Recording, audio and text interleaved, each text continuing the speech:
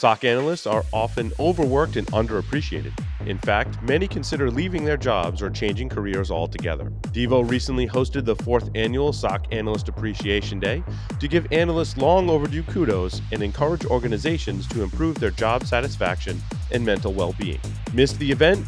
Don't worry. All the presentations and panels are ungated and available on demand. Visit securityweekly.com/Devo to watch. Welcome back, everyone, to Paul's Security Weekly. Mr. Sam Bound has joined us. Sam, welcome. Good evening. Glad to be here. And we are ready to have a very serious discussion about the security news like we always do. So let's keep it serious. Super very serious. Professional. Very so professional. Serious. Yes. Let's go to work, son. Let's go to work, son.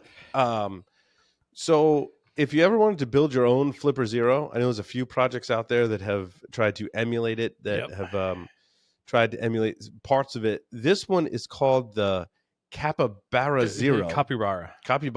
Wait, what is that in reference? What is a capybara? It's a capybara. So like a large rodent. Oh, okay. Is that the? Yeah. I see that's the picture. Wait, oh, okay. What? Am I looking at the same? That's stores? a capybara. I was going to say it's after the small rodent. Yeah. I got to refresh my show notes. Here we go. It's not small. They're the size of a pig. They're pretty big. Oh, so they're not. In fact, is it considered a rodent or is it? I think it is a rodent family. Rodent family, but it's a large rodent. Yeah. Was that like a play on the dolphin thing? Yeah. Everyone kind of riffs off the dolphin thing and make fun of Probably. the dolphin thing. Probably. Yeah. Anyway, it's a cheap alternative based on espressive boards. I found it on Hackaday. You got to build it yourself though, so you have to buy you've never done. Like your projects don't have projects too. God, I got way too many projects to be building my own Flipper Zero right now. I mean, as much as I want to. My whole take on this was, this is great. It's something I want to do. I think people should do it and support it. But I would rather take like the individual components and have special purpose built devices for like what I need to do, rather than try and build this like conglomeration. You know what I mean? Yep. Like I also I have a Flipper. I have two actually, and a bunch of add-on boards. I think if you're looking to get into InfoSec, this would be a great project, though. You would learn completely. so Like you'd much. learn, yes, you would learn so much, and so I think we've actually talked about this project before, but the documentation's pretty good. The capabilities that you'll get out, so you can obviously go buy a Flipper or whatever, but there's something else about making something, right? Like, agreed. And somewhere along the way, you'll be like, hey, I wish it did this, right? And that's a really, really good way to get going. And because I think as you're breaking into InfoSec or into programming or whatever, you kind of need to find that, I just wish it did this, right? You need to find that thing and then spend a month trying to get it to do that, right? That's what that really helps. So. And that's where I'm at with the ESP32 platforms. I like playing around with them because I'm like, I need it to do this, and I want to learn how to make it do that, right? Yeah, ESPs were so great for that, right? I think that just because they're so capable out of the box, they're approachable. Like they're approachable. I wouldn't say necessarily easy. But the learning curve is it's continuing to drop. Like Arduino just came out with you don't need the IDE. You can load it in a web browser now. I didn't put that story in there, but I saw that. Yeah. Yep. Yeah. So I think it's great. Which oftentimes just like part of the challenge is getting the hardware and the software together to just talk to each other and do the thing. That was my story of yesterday. Yeah, dude. Oh my God. I just and I run Linux, which makes it like even more challenging. So if you're starting out, like have Windows, get some of the ESP32s, and start there, then kind of branch out from there. But yeah, because there's so many different ways to program them. But again, it's a fun world to play in. Whether, like Bill said, you learn development, you're getting into cybersecurity. There's tons of projects where you can build robots or you can make Wi-Fi deauthor watches or whatever it is, right? So, yeah, I also think it's a really good way to learn just GitHub. I don't know. I mean, I've been doing this for years, and a lot of times when I come across a project, some of my first pull requests to the GitHub, just fixing README stuff. Hey, this didn't work for me. hey, if you just were to change it, like that's perfect. Like that helps the project, it helps the maintainers. Like documentation's hard, right? So Yes. it's a great project. Yep. Hey, Paul, before we Yeah. move on, in a very similar vein, it's really awesome to go build something yourself. And Bill, I meant to ask you about this, but we can totally do. Well, I can ask you now. Are you still doing any ham radio stuff at all? So it's been so long, and so what's interesting is I have never been a licensed ham radio operator. So I've done a ton of stuff, which now I know I've just admitted to a felony on air, right? But Yep. like way back in the day, I don't know what the Statute of limitations or some stuff like that, but it's something that quite honestly, like a lot. So at SecKC, we do free testing and everything. And I see a lot of youngsters really getting involved. And so me personally, it's something I just need to do. It's one of those projects that have projects, right? Yeah. But yeah. So speaking of projects that have projects, I stumbled across a good one, which might be kind of interesting. It's my story number 4, the KV4P HT. It's effectively a super small board that is all open source. Requires an ESP32 room, the WROOM, and a couple of cheap components, and you can get the board fabbed at PCBWay, and PCBWay for like $3 or $4 will even populate all the surface mount components for you. Wow. And it USB-C to an Android device with an app on your Android phone turns it into a 2-meter ham radio. Wow. Like super small board. And I thought like, hey, this, and I haven't looked specifically that the radio tuner, the DRA 818V, or the SA version, OSA, it probably goes down into frequency ranges in like 433 megahertz ranges so that we could use that for Class C, if I remember correctly. All of the stuff that doesn't require a license. And we could probably start leveraging something like this board to be doing some very limited software-defined radio stuff, given the development and all of the open source type of stuff here.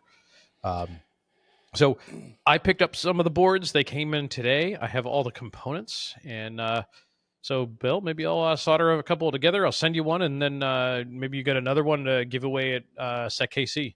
That's cool. That is awesome. So absolutely, that is super slick. That is cool. Yeah. So what is it using the Android phone for? Is it for the tuning or like? Yeah. So tuning, receive of audio, demodulation, any of that type of stuff. So turning all the stuff back into audio, and you can actually use it to transmit. So it also uses the microphone, which then will modulate all of that back out to That's the super radio. cool. Yeah, I think this is the year where I switch back to Android. I've been an iPhone user for a long time. I think this is the year. Like. Just for that project. I have like a fleet of Android phones that I use for various. Well, me too, right? Me too. I'm not saying that I don't have a fleet of Android phones, but I think my daily driver is going to be an Android phone going forward. Android phone right here. Hey, it's in my bag, right? Yeah. You need to get one that only has 10,000 lines of code, though. Oh, God. Don't get it started again, Sam. Don't get it started again. The other hardware thing I had in here was back to the flipper just for a moment. It's kind of like a mini PSA. My story number 10. There's a ton of flipper add-on boards that you can get that go into the GPIO ports, and a lot of these devices will add an ESP32 on that board, and they'll add like an additional CC1101, and then they'll be like, oh, you can have an antenna connector on that one, and then they'll add an NRF. What is the NRF board? There's ones that do like 900 megahertz NRF and 2.4 gigahertz NRF boards. There's a whole bunch. Yeah, of them. and they'll add one of those on there too. What I find those, if you just want more range on your RF sub gigahertz, you can just buy an external antenna connector that goes on the GPIO ports of your flipper, and all it is an antenna and some connectors. It's not an additional board. It's just an antenna. And I found this one was on Tindy. This is not the one that I have, but this one was $43.95. Still kind of expensive. I want to say I paid less for mine. And it looks really cool. It looks really cool. Yeah. I think I'd spend the extra money just because it looks really cool. KF recommended mine on Twitter, and I bought one, and I couldn't find where I bought it from. But if you're interested, contact me, and I'll dig it up. And mine was probably $20, maybe $30 for just the antenna. So this one does not come with the CC1101. Correct. Oh, no. You go into It's just an antenna. Just an antenna. So you just got to go into your settings in the whatever flipper firmware you have, and tell the firmware to tell your CC1101 to use the external antenna connector. Interesting. So a configurable setting. So that's a much cheaper way. And then you could probably find even cheaper ones out there, but it's a much more cost-effective way to just want to extend the range of the chip that's on there. I mean, I'm sure there's use cases where a separate, having two would be applicable, but for the most part, you just want to extend the range. For $43, you can have other flipper owners ask you, "Yo, what is that?" Right? Mine's not as cool looking as that one. Yeah. Oh, that's awesome. Oh, I don't know if I had any other hardware stuff. I mean, arguably there's some hardware ones into some of the other hacking stories that we've got. Oh, let's do the traffic light one. Yes. Because Bill is here when we actually talk about a traffic light story. Yeah. Yes. Yeah, this one was great. Like, I was glad that this came across my radar. This is fantastic. Whose story is it? Both Paul and I have it, I think, because Paul shared it it with me. It is my story number 5. Part 1 is number 5. I can never find it when I'm looking for it. Give me the green light. Oh, You're 16. So it's a 3-part series, and this is the dude that his talk wasn't accepted. Now, I'll be honest, I haven't read all 3 blog articles in excruciating detail. I think I did read the first one when it came out, and we talked about it on the show.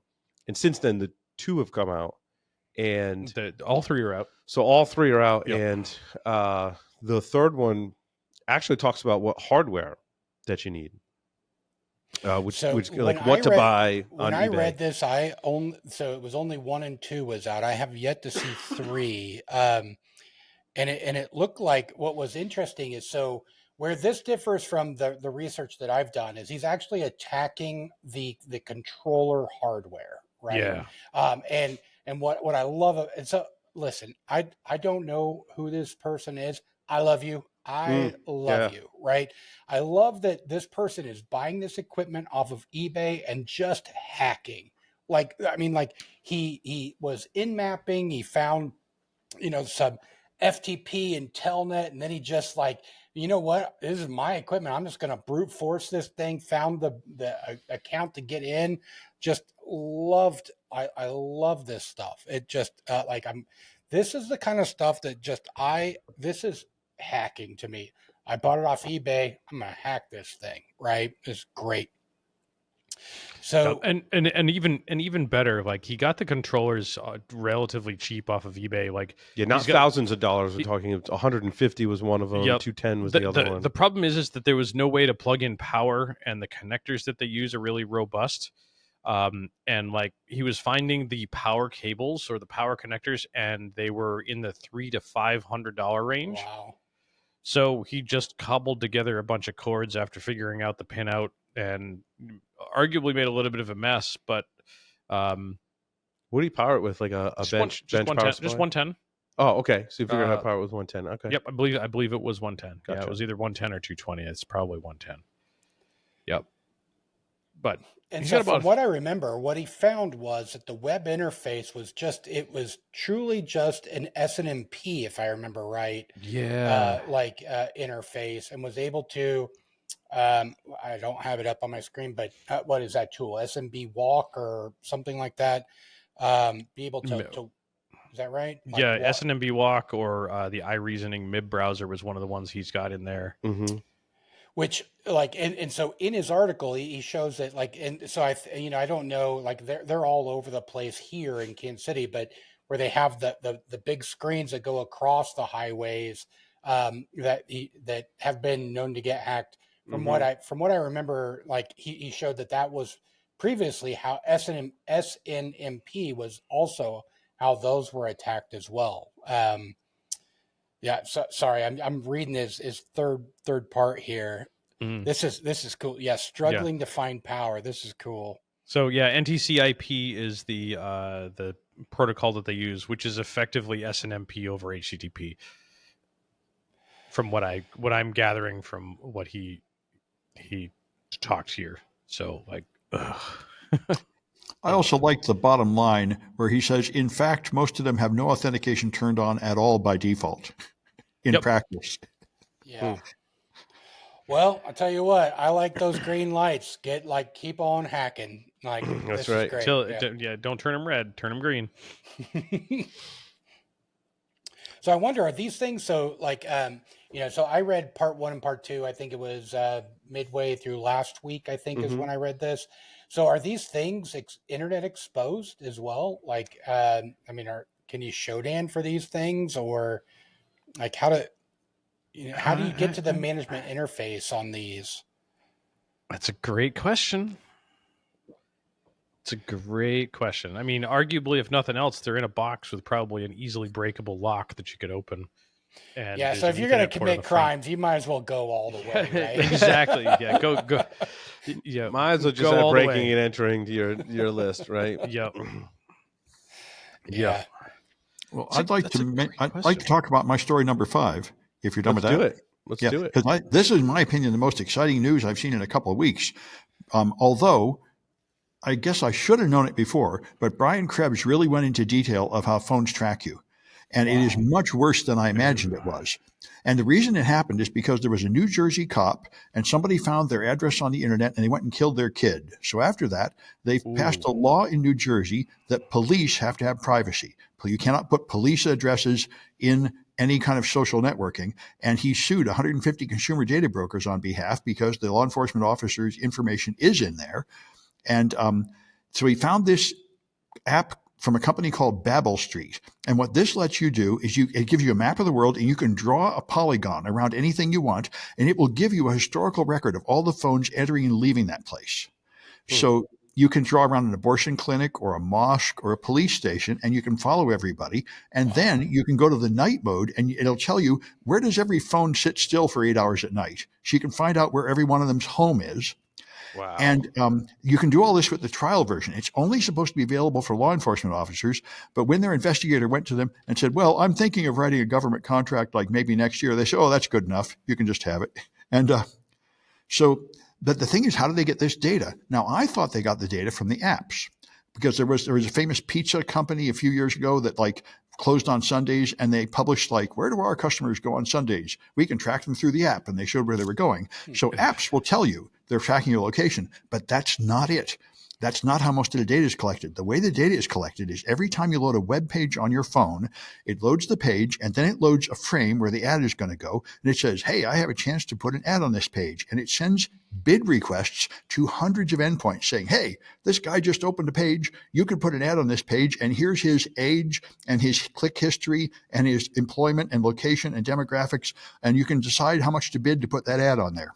Wow. So you don't even have to query it anywhere. You just sit there, and all these pings come in telling you everybody's location every time an ad opens on a web page.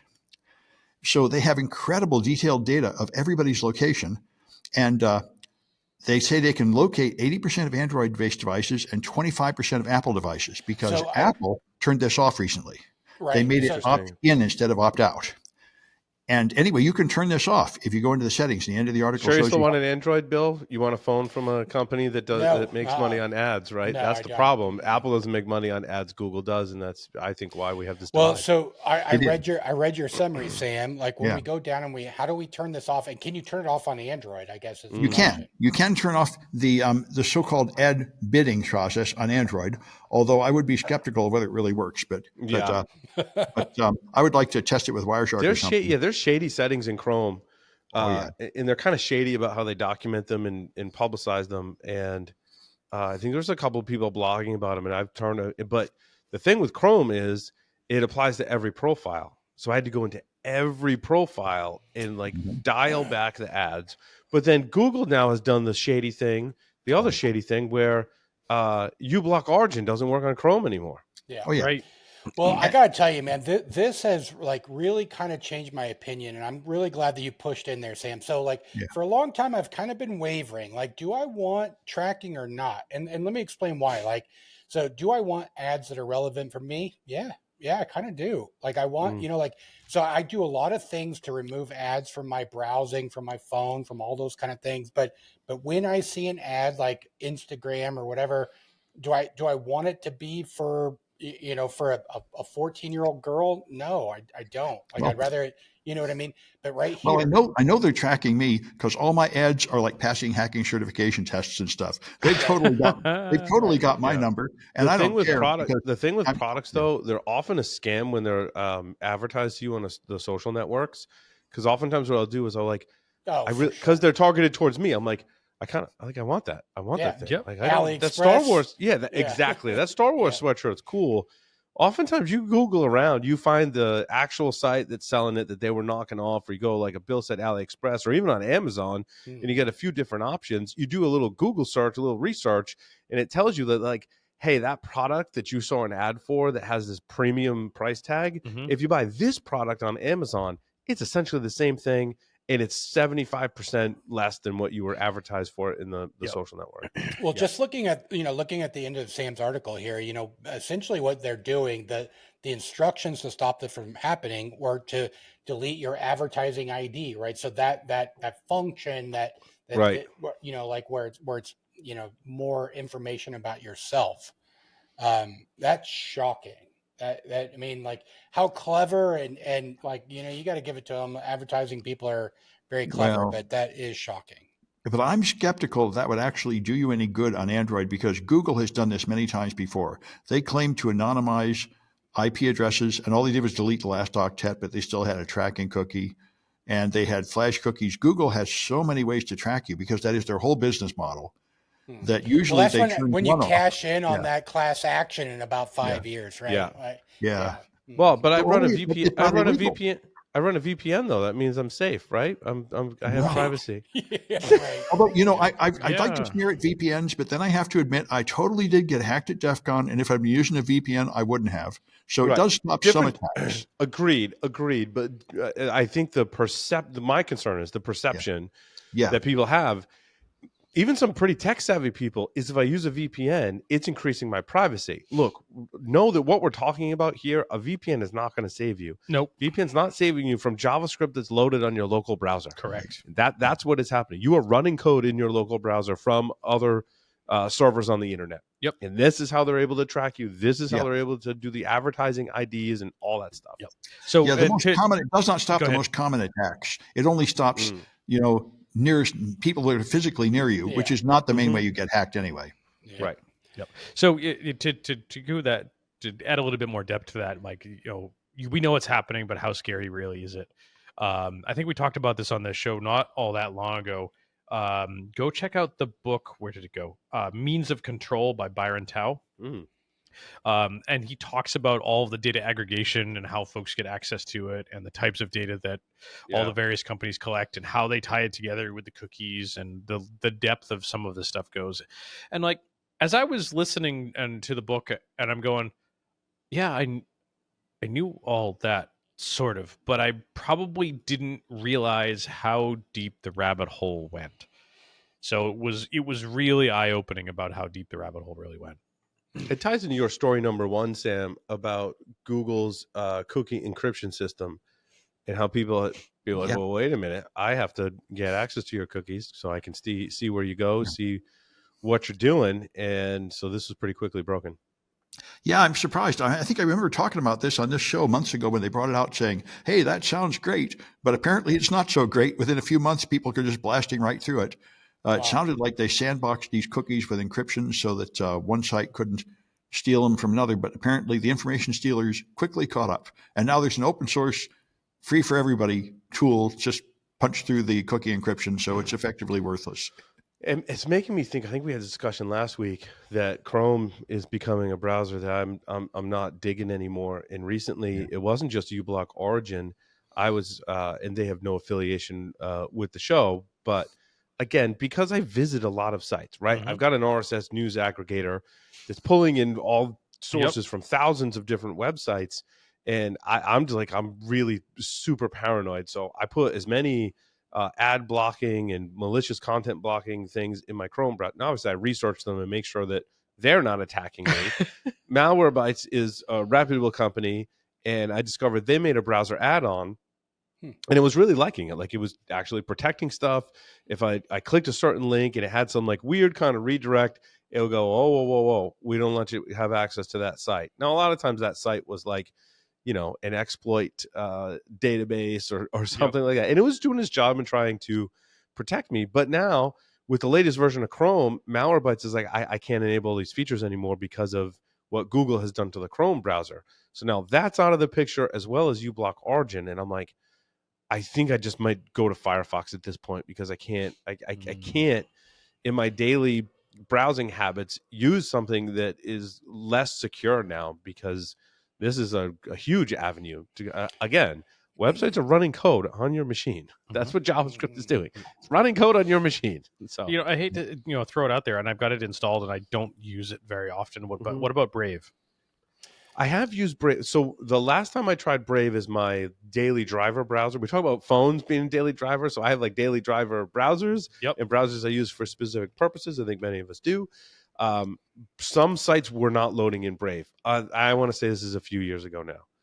I still keep Brave on my systems. I keep it up to date. And I use it for specific, mainly to just monitor my cameras at home, just to have it in a separate browser.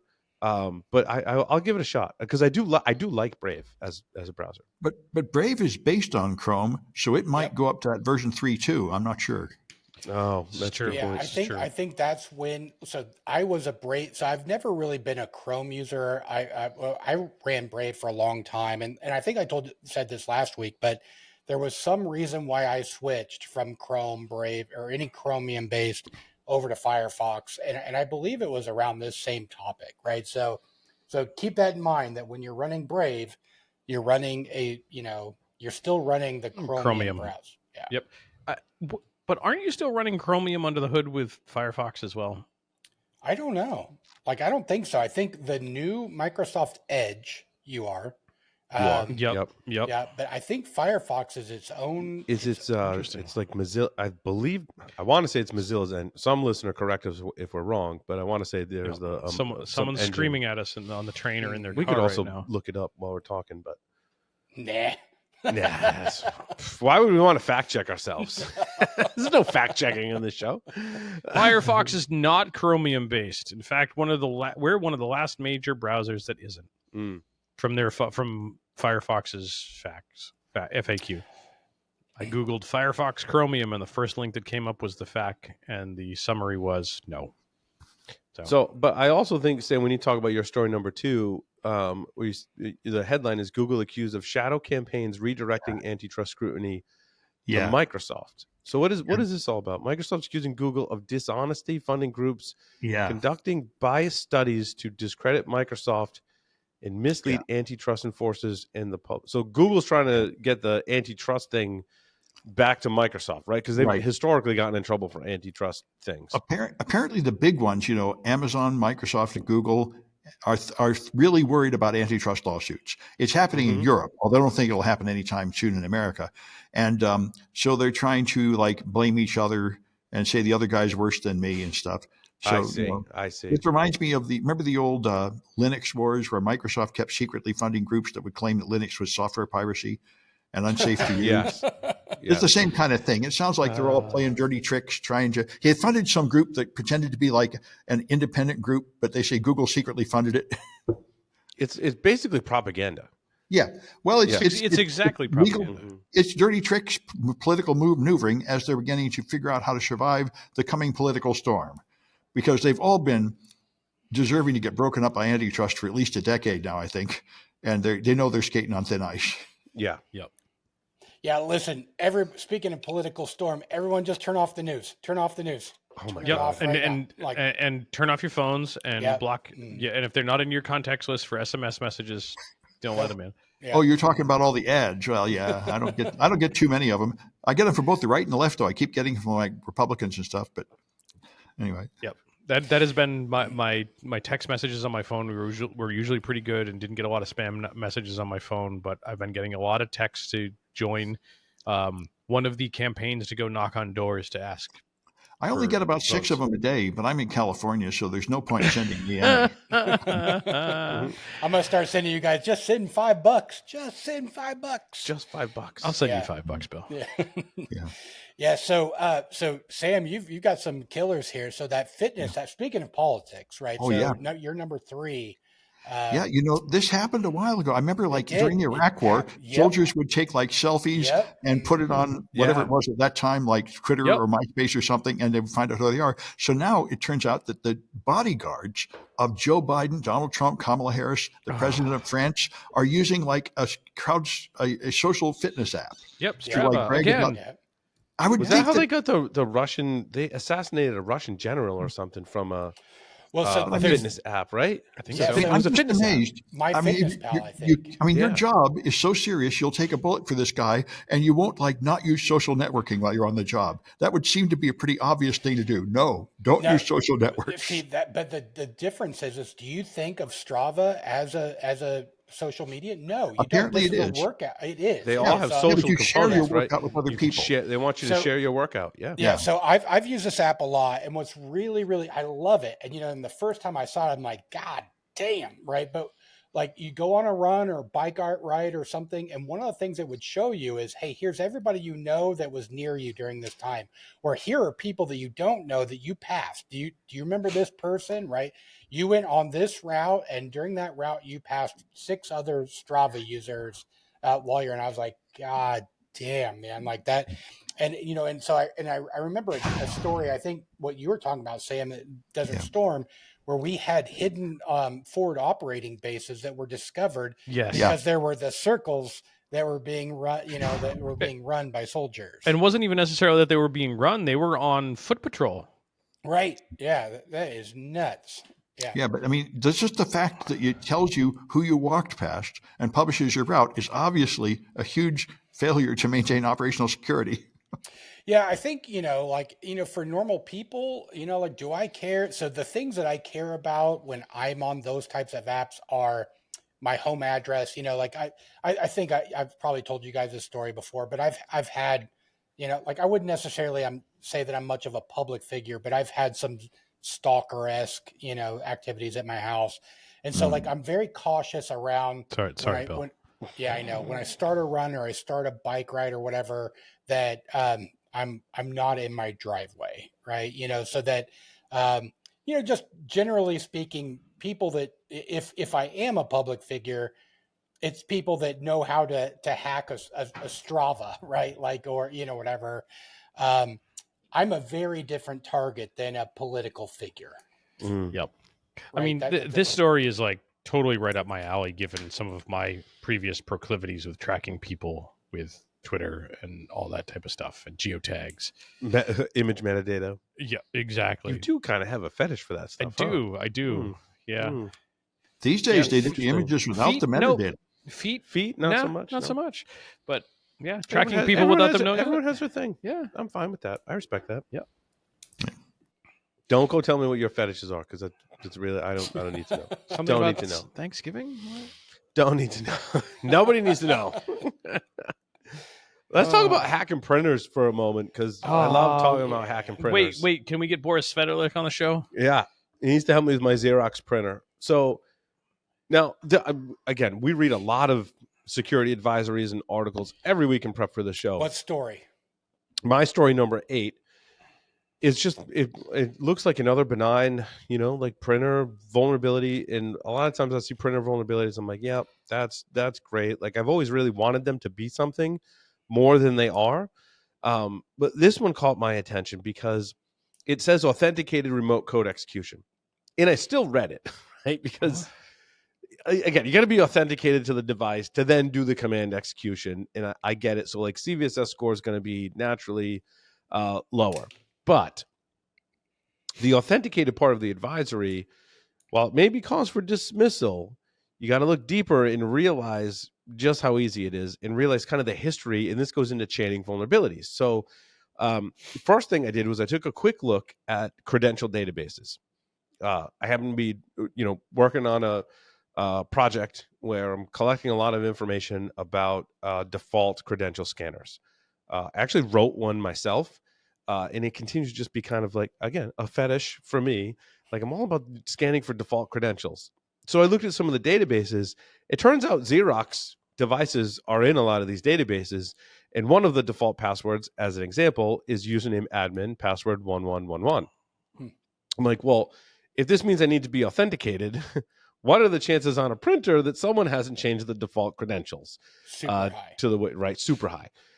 Also, you got to go back into previous vulnerabilities and look at, well, how is there a previous vulnerability that's been disclosed that allows authentication bypass? Turns out XRX23-020 is such vulnerability. That's Xerox's indicator for that vulnerability.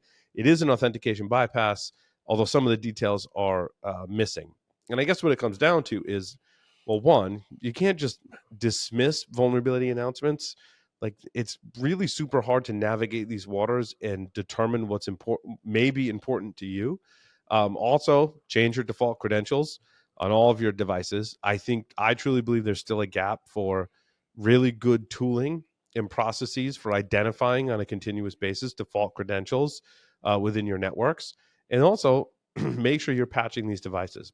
And as we all know, things like printers and multifunction devices don't land really high on the priority list for organizations to make sure that they're patched. And as we've seen with VPN appliances, right, attackers are starting to take notice. We tend to, this kind of goes into my other story, number 7. We do things or don't do things that somewhat dictate attacker behavior. As we shore up defenses on one thing, attackers shift and they go towards something else. As technology evolves, we adapt new technologies and apply different levels of security.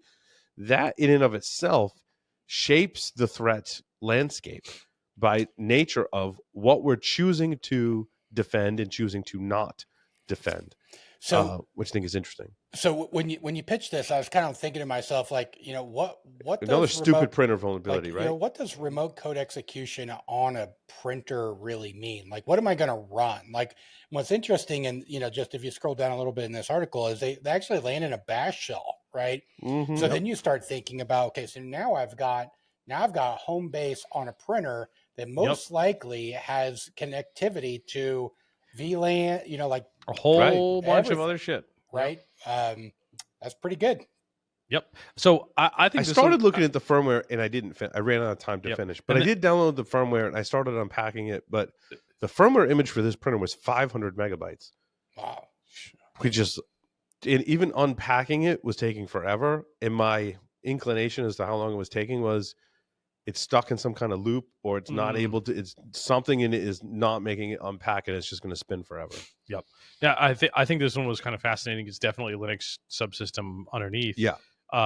Because the execution here is in the network troubleshooting tab, where they run TCP dump. Yeah. Right. Allows you to do packet captures for troubleshooting from the printer using TCP dump, and you can add filters. And one of the filters for either source or destination address isn't sanitized properly and allows you to do code execution.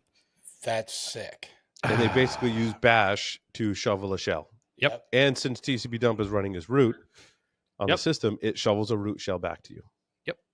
And you have access to DevTCP as a result too. Yeah. Which means networking wise, you can pretty much do whatever you want. Yep. And that and just to continue to build on this vuln will last forever. This will never be patched ever. Right. Because again, it comes down to priorities and resources. Yep. My story number 7 was similar.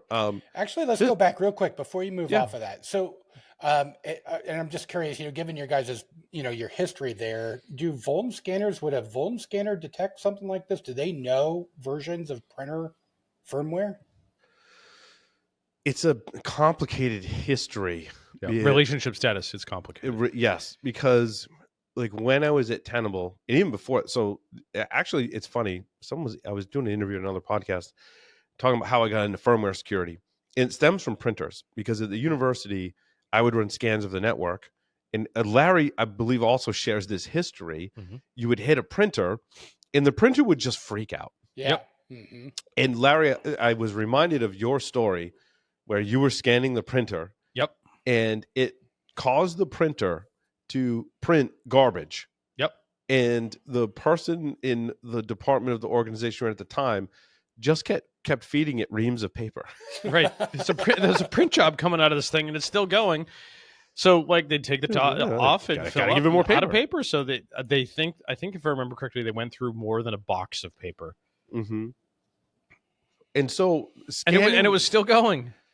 Printers had vulnerabilities. They were difficult to scan, and like I started noodling on.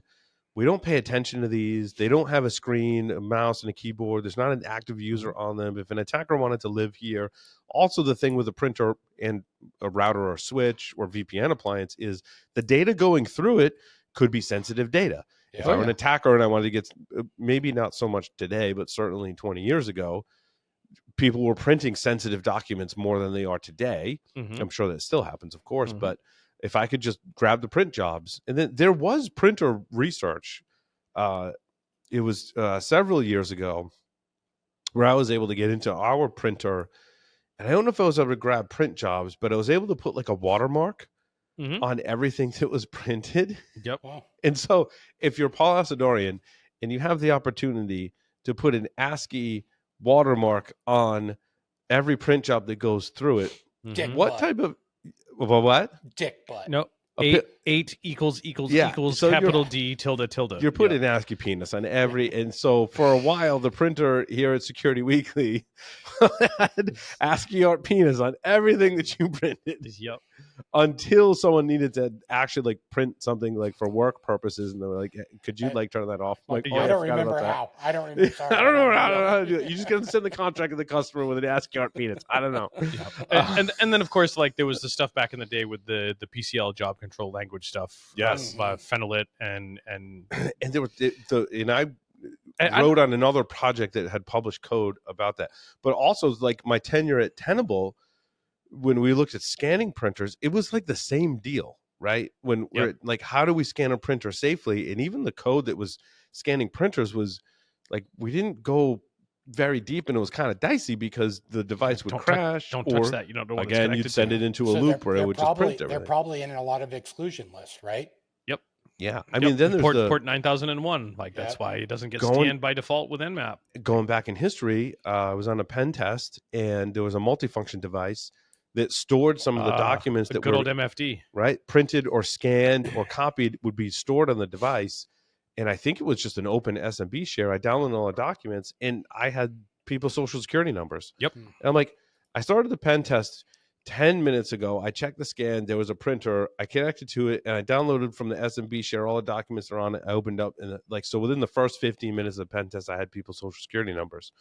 And so again, all this kind of fueled my passion and interest for looking at these embedded in IoT devices. I had similar one on a pen test for like a half an hour. Find a printer, default credentials, and this particular printer had the ability to forward a copy of every print job to an email address. Free Google account. Yep, thank you very much. And within minutes, we had really. It was in a medical practice, and it was in a very polarizing medical practice, I might add. So you can I'll let your minds wander as to what that might be, and it was terrifying. Back to your point, Bill, scanning these devices and detecting IOCs is still difficult today. I mean, something we struggle with the VPN appliances. How do we get good visibility? There was I think I talked about in the previous interview, right? Ryan Narney runs the Security Conversations podcast, and they were talking about this topic with the Fortinet vulnerability that I believe we're talking about last week.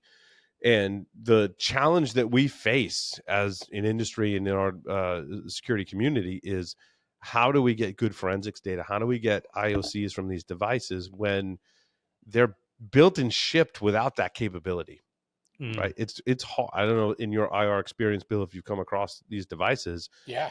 But look at even a big shop like Mandy. It's like, I don't know how this device was compromised because Yep. the forensics capability is limited. Yeah. So, and a lot of times, like actually, most of the times it comes down to the device. I believe this is where it started, just based upon all my timelines. Started here and it moved from here. And then wherever they pivoted to, then I start saying, okay, they're using these accounts. Or Now I know what they're doing. right, Yeah, now I because know they what they're pivoted doing. to something I do have more visibility That's into. right. Right. Mhm. And I've seen several reports that back up exactly what you said, Bill, all the time, every week now. So, but in terms of like shifting attacker behavior, I found my story number 7.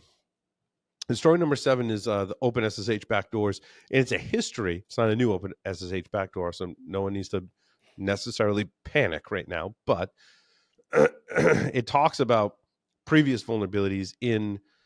I had forgotten about this. In 2002, someone was able to backdoor the OpenSSH codebase, and it's a great, great article and great read. But the end was like mind blowing for me. So they say the supply chain attacks from 20 years ago still look like they're viable today, and we're further behind in our defensive posture than we'd all like. I agree with that. Mm-hmm. I agree with that. I think it's an avenue that we're having a tough time defending. Now, obviously, that comes with a little bit of bias, maybe a lot of bias of where I work today, right? But I believe, excuse me, that's the case, right? But then they say, however, in a world where exploitable vulnerabilities become sparse, and there are some initial signs this is happening, it is not unreasonable to think that attackers will pursue supply chain attacks at a much higher level. If that's the case, we're not prepared for it. So again, are we pushing attackers to this attack vector? Yeah. Again, take it with a grain of salt and a little bit of bias coming from my perspective. Yep. But they don't cite sources, but there is evidence that vulnerabilities are becoming sparse. Certainly on specific types of systems and so forth. And maybe not the vulnerabilities versions themselves, but the exploitability of those vulnerabilities and the requirements now that you got to find multiple vulnerabilities, chain them together, and bypass certain defenses just to get a working exploit. Yep. That has certainly changed in the past 20 years. Yep. Yeah, but so to give that some background and some meat to it, one of my other stories discussed later that it was talking about one of the competitions that they were at one of the Pwn to Own events, and that of the things that they listed in the thing, all of them were chained exploits. Yes. Every single one of them was chained exploits. And these are arguably on IoT devices that they were needing to use chained We just talked about one on a Xerox printer. Yeah. It's a chained exploit. Yeah. I got to bypass authentication before I can do the RCE. Yeah. Yep. Yeah. So are we just pushing attackers around? Like, are we really not gaining any ground? Are we just pushing attackers around from... No, that's all you can ever do. That's you true. raise a defense, attackers always find your weak spot, but that means that a whole generation of old attacks don't work anymore. That's all you can ever do. Well, we hope the older generation of it. Sometimes what happens, though, is we get focused on the newer attacks and defenses against those, and we lose sight of the older attacks, and then someone brings a piece of malware from 15 years ago, and nothing detects it because we've tuned our detections to all the modern techniques. Yeah, I remember we had the guest a while ago that said that ransomware incidents always come from a security 101 level problem, never a complicated recent exploit, something like a default password or an open share or something. Yep. That's what it is. Like, it's always something like that. It's always something simple. And it's always like, man, if I just would have been here a week ago, right? Like that would have been fixed. The first thing would have fixed. RDP, open to the internet, that's running on the file server, right? Yep. Like, Yeah, it's similar vein. The story's not in the show notes, and a little bit of self-serving interest here.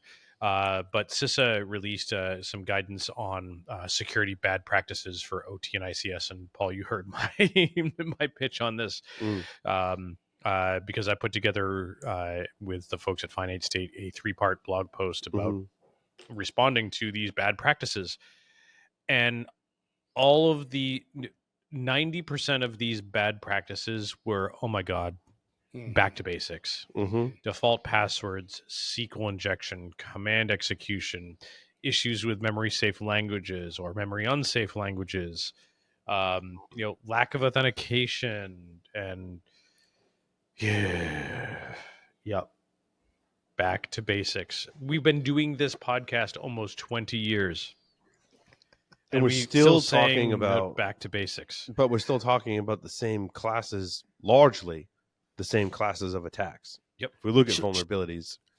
So I like it. It's like that XKCD cartoon. Since we're all terrible at our jobs, it gives us all job security. Yeah. There's nothing people can do but hire more and more security professionals since we're useless. I don't know that security professionals are necessarily bad at our jobs, although we have not done a great job of enabling folks to write more secure software. The software security problem has absolutely persisted. Has it got better in some cases? Sure. Has it got maybe worse in some cases or stayed the same in other cases? Yes. But we're producing a lot more software than we were 30 years ago. So there's that. But still, that's the apt point, is that it's, our world is more software driven than ever, right? Like we're producing more code. The end. So we just need to move to more modern languages like Rust. Yeah. No, Rust doesn't solve every problem, but it certainly helps, right? Like, Agreed. It helps with certain classes of bugs, but not all classes of bugs. Correct. Yeah, okay. I'd like to mention my story number 6, though, because I was amazed. For years, I've been hearing they hacked some critical infrastructure, but of course, nobody really died. And, they hacked this or that, and this virus spread, but it didn't actually kill anybody. And now we have real evidence of ransomware really killing people. The last year, it went up by 389 healthcare organizations got ransomwared, and they showed that stroke code activation at hospitals close to a ransomware one jumped by doubling. Cardiac arrests increased 81%, and survival arrays for people that have heart attacks with favorable neurological outcomes plummeted from 40% down to 4%. So this is what you would expect. If a hospital gets ransomwared, all the sick people around there have a much higher chance of dying as they have to scramble and find some other hospital to go to, or they can't get the treatment they need. So, this is what we expected, but I think a whole lot of people have been waiting for like actual numbers, to put a priority on this. Well, Josh Corman has certainly presented numbers. Oh. And they were scary back then in like 2020 kind of time frame. He was producing numbers. And if you listen to his Hacker Heroes segment that aired on the show at some point this year, he talks about all that, right? And I think we've seen huge strides in terms of healthcare. The big win obviously is FDA's ability to not approve a device. Yep. Or pull a device, right? Yep. So arguably approve new devices with 524B. But so what if a device has already been approved and then vulnerabilities are found? Can they go then and pull? They can't pull. They probably can, not under 524B, but the 524B is strictly for new devices going to market, that they have to have a whole plan on how they're going to address vulnerabilities and monitoring and path to resolution and. But they don't seem to have any handle on ransomware. No, you're right, Sam. It's different, right? Because the device can be as secure as possible, but if there's a fleet of Windows systems and they have vulnerabilities and they get ransomware, it doesn't matter. Yep. Yeah. Because you still need a computer to communicate. Yep. Yeah.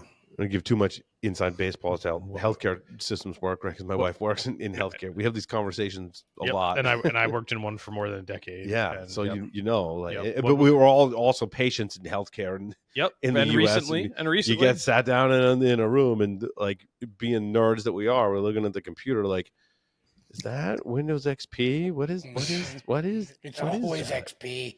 It's always XP. Yep.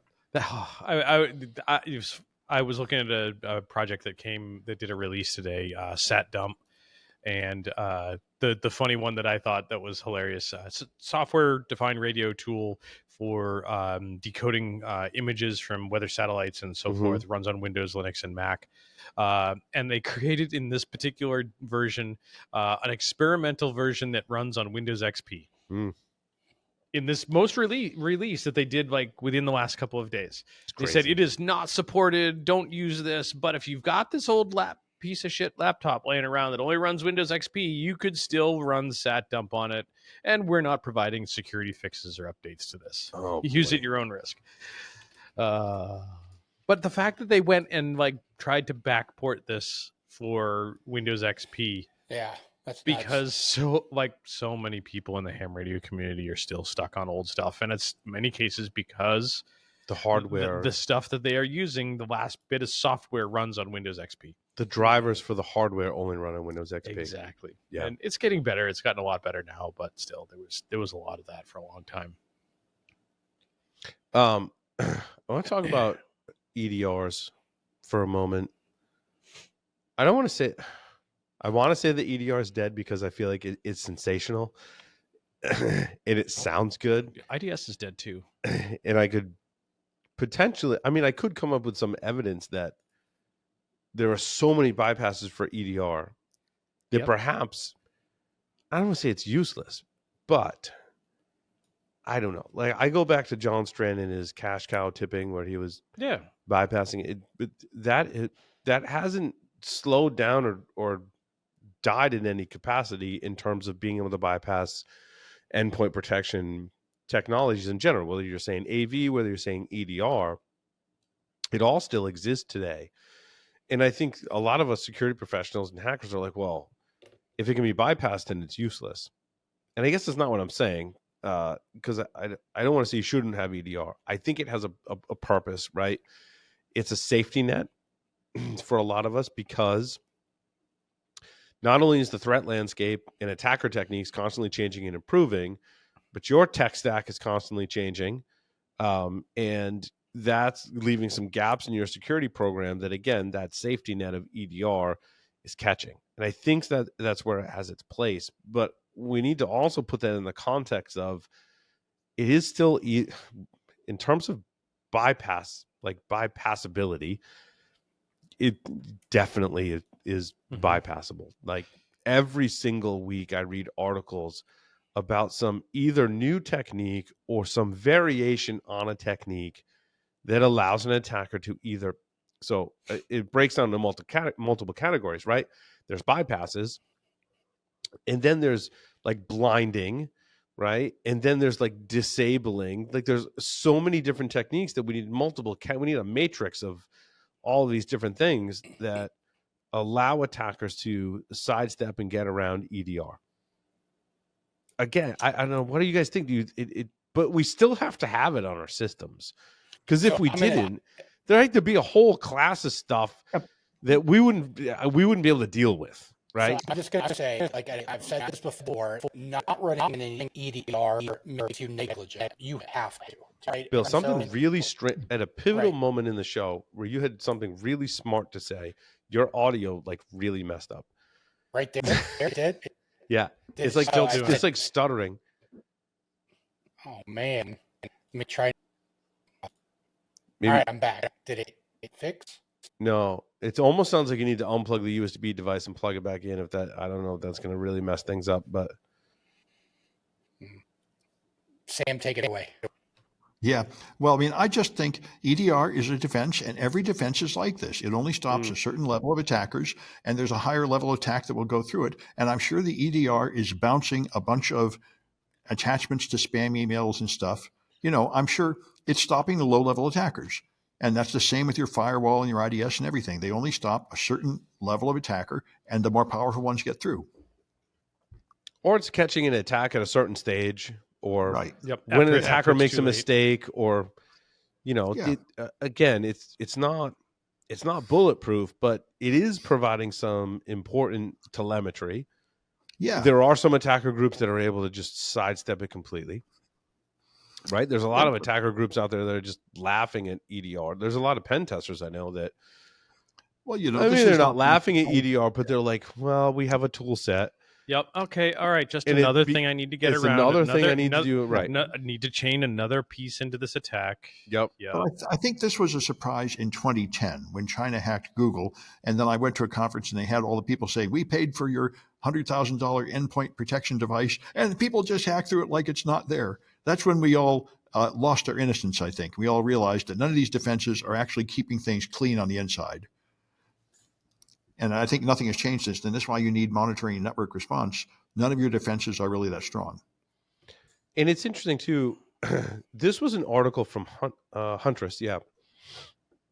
And my take on this was like, there's like fancy ways to get around EDR, and then there's like not so fancy ways, and then there's like ridiculously stupid ways to get around EDR. This one to me like falls in the middle. Like, I'm just being practical, I'm not being fancy. And I understand as an attacker that EDR needs to, in a lot of cases, and folks do this differently, right?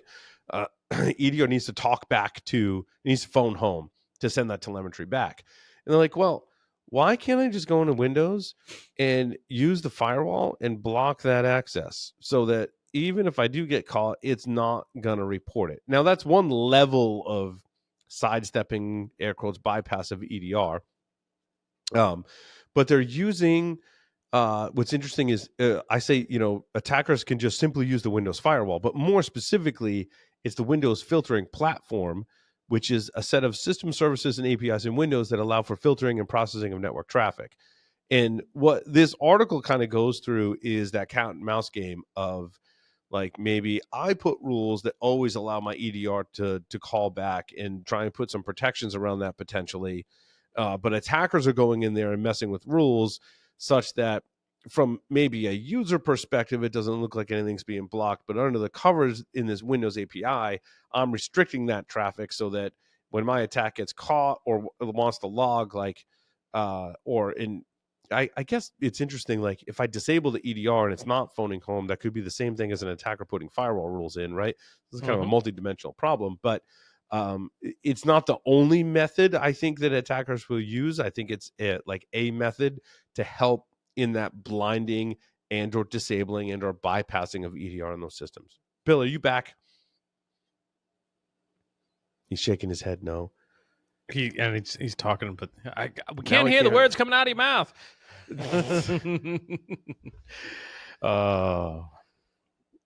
So, but this was a great article, though. I was not familiar with the Windows filtering platform, WFP, as a service, and this article goes into great detail. Like, yeah. We talked a little bit about this one, but hopefully this is a little bit more in depth.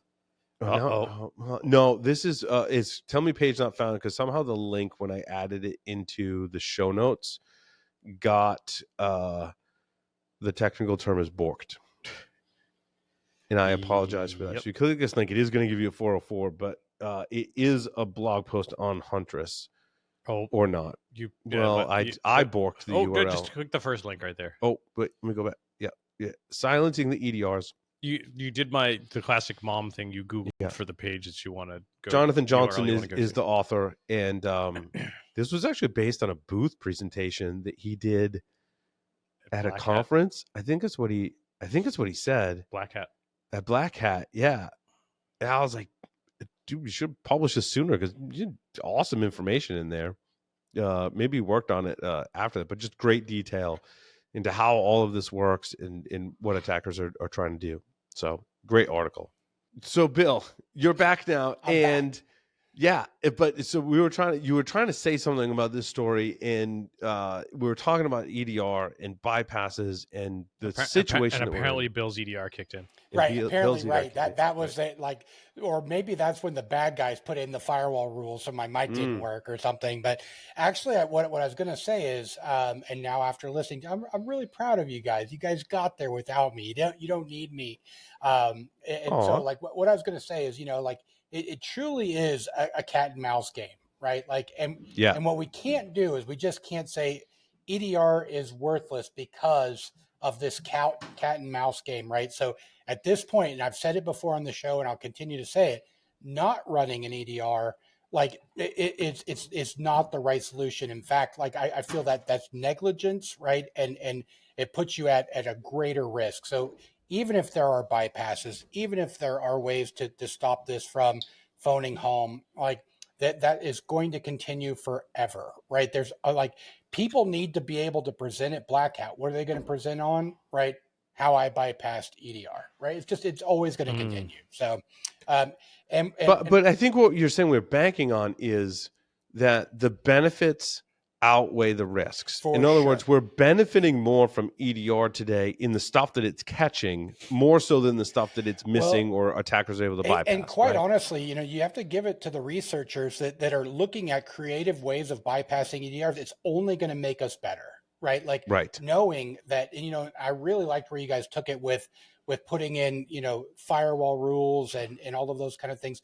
What that does is that gives, the EDR vendors a chance to go, oh, that's really creative. And quite honestly, like the order of rules matter, right? So we need to be watching for all the way those things work too. And a year from now, like it's always going to be a cat and mouse game, and EDRs are going to be continue to keep getting better. I like, I don't know, like I see a lot of companies dump a lot of trust and like, hey, we're running an insert, EDR vendor EDR here, here, yeah. and so we don't think that anything's going to hurt us.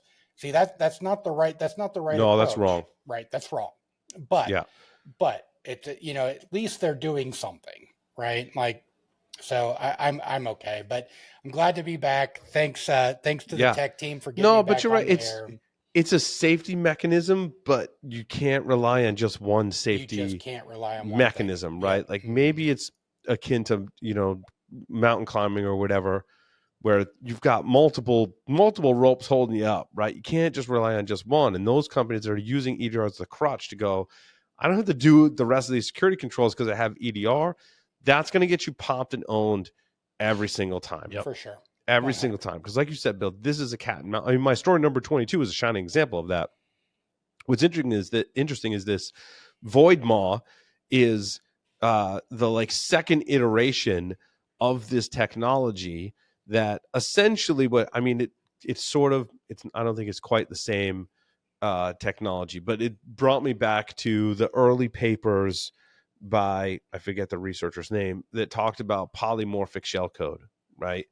And we know that concept was developed pretty early on in computer security history, and it was about morphing your payload to make it look and behave in different ways and execute code in different ways, so it was difficult to build a signature against it. Mm-hmm. This is kind of the dotted line modern equivalent of that, in that it's a two-stage process. So you give it a payload and it dismantles it and kind of makes a map of it, right?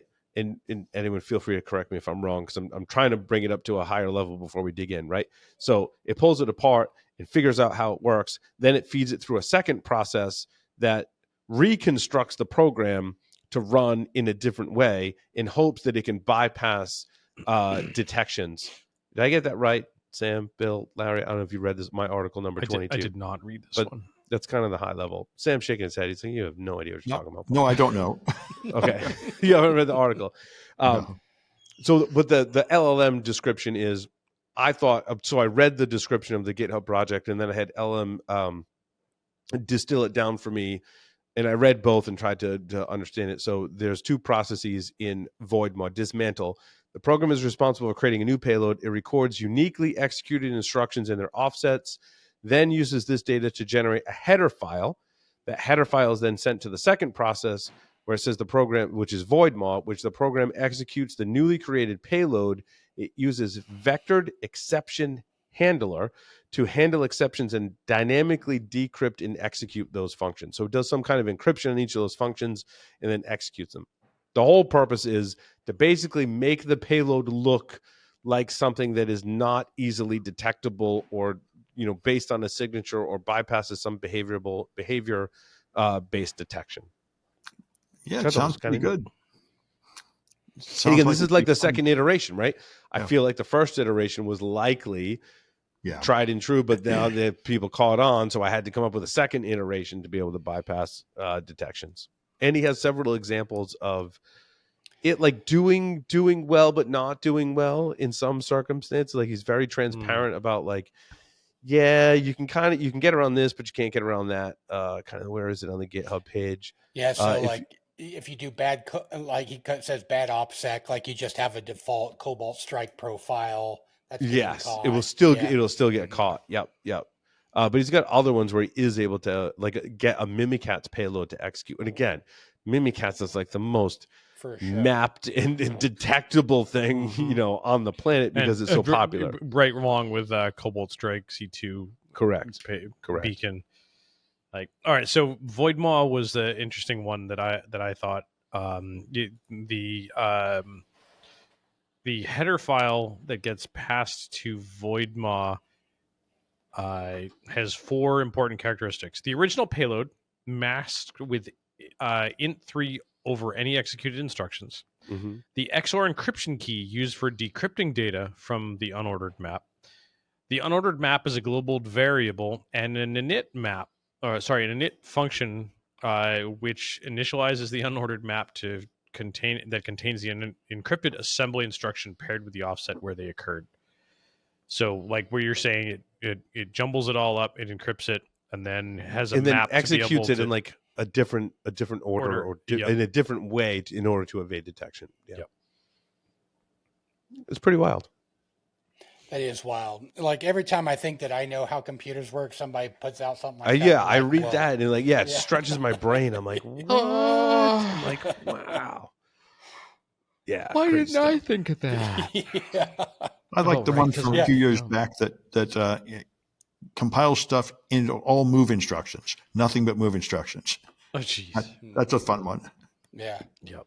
There's, I mean, basically, again, going back like in history, when I first started like learning about payloads and how things are executed, and polymorphic shellcode was a Solar Designer. It was like one of those early like vulnerability research people. And you're like, wow, there is like so many different ways to execute a program, and if we're trying to detect the basic ways to execute a program, variations on that, was it the MS Metasploit Venom? Yeah, Venom Was it one of the more modern ways, right? Which is more. Venom was the Venom? tool for creating the payload on the command line. Shikataganai. Shikataganai was the other way that was different. Yes, which was the the fun fact, which the encoder, which was the fun fact, was encoding the payload. Fun fact that Shikataganai is a loose translation of "there's nothing to be done about it." Right, Japanese. Yeah, I remember we talked about that years ago on the show. Yep. And again, this is just a variation on those themes. So, yep. I had like a really strange GitHub repository that I stumbled across in my story number 9. And this one is so Edwin. Yeah, the guy, the this is awesome right dude. up Edwin's alley. I'm going to share this with him tomorrow. I thought of that. This was one of the things that he covered in his presentation at GERCon. Yes, was we talked about disassembling firmware. Yep. To get the update URLs for firmware, so it knows where to go to check for firmware updates, and if there's something new, it can go and download it and update the firmware. And this person, random GitHub has what would you say? There's maybe 20 different, probably closer to 30 apps. Yep. So this person analyzed Android apps, looked at, and these were, my guess is, Android apps that are used to control some kind of IoT-ish device, and that device updates firmware, but it updates it through the app. Yep. So the app was deconstructed, and inside the app, he looked at. Hank James is the GitHub owner, person, account, and so he looked at how that app actually downloaded the firmware and was able to reverse engineer that and go, oh, well, I can just go download that firmware because access that URL. It doesn't have any user authentication, and look, hey, there's a whole directory listing full of all the firmware. That's essentially what it is. So what he said was, and it's interesting. I saw this in my feed. I have a lot of feed. We could probably do a whole segment on like how Paul tries to find all of this really weird and interesting stuff in all of the articles that are posted in all the different feeds, and I'm totally down for that at some point for sure.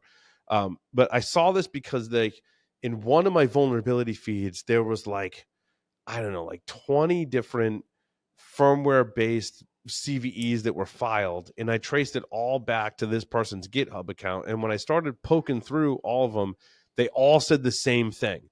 The first paragraph in this description was all, this application developed by this organization suffers from an incorrect access control vulnerability during the device firmware update process. The app uses HTTP requests to download firmware updates, By reverse engineering the app, it was possible to identify the firmware download mechanism and the download link. Dynamic testing revealed that the vendor's firmware server lacked proper access control, leading to firmware leakage. So it's basically 30 different CVEs that were issued for all the same problem. And likely what this person did was download a whole bunch of APKs, run it through Frida or some kind of I have a whole collection of like Android and reverse engineering and apps, and scripted arguably it and got 30 CVEs. And arguably, I'd venture to guess that if this is 30 companies, these 30 companies leverage the same app framework yes, for correct. developing this. So Yes. it was really simple to know where to go after about the third one. Like, oh, so like the Android app development was probably white boxed. And we don't try not to use colors in any of these types of things. Like they're white labeled. So what is the new term for white labeled nowadays? Yeah, I don't know. When you take someone else's product and you rebrand it, type of thing. Yeah, what do you call that? White label. White labeled, right? Exactly. That's what you call it. Yeah. So but also this is all in the last month, and he also publishes the APKs in his GitHub repository that he found as well. So you could conceivably go download those and. So I took a little bit of offense when you said, some random GitHub, app, like I've been like, wait a minute, maybe we just don't know this person. You are right. Just looking at it, 0 followers. This account is following one person. This is the only repository that they have. Whoever this is came out swinging for sure. This is awesome. Yeah. I also want to pat myself on the back a little that I find this crap now. Like I've developed my processes. Now, it took me 19 years to perfect my processes, okay? Which I probably should have been able to do it more quickly than that, but I'm not that smart.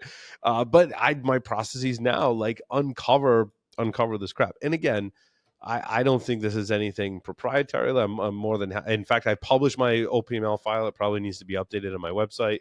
If you dig around at securitypodcaster.com, you can find my OPML file. I do use, like, shameless plug, they have no affiliation with the show. I do use Feedly. I've been in communication with Feedly. I think they're a great company. I use their product. Again, they don't sponsor the show. I have no affiliation to them, but it's been a great tool to be able to take sources, which is one part of it, right? But then also use the capabilities in their platform to be able to, again, like just find the weird edge cases, like this one person that has this one GitHub repo that posted like all this like really cool stuff, right? Like I got to give some props to Feedly for that too, because they make that, the part of what makes that possible. The other thing we could do a talk on that I haven't talked in a while about, I've shared documentation internally, are projects that are looking at the CVE databases and the CVE enrichment processes. And I have continued work in that area to be able to go, how do I query all 250,000 CVEs and look at all the new ones published and find interesting things as well. And that landscape constantly changes again because people's tools change. Yep. The feeds on the back end change and the websites change. One tool that I was using was parsing OpenCVE.io, and like they changed their HTML. And when I looked at his code, he was using requests in the RE library in Python to process the HTML. And it's like some of his stuff doesn't work anymore. And I'm like, oh, I should probably fix that and submit a pull request. But it's only so many hours in the day. Only so many hours in the day. Yep. And your projects have projects. And yeah, exactly. Yep. If we've got we got time to go to another story. I was this morning I ended up on LinkedIn, which is kind of weird for me to say that I've been spending a lot of time on LinkedIn.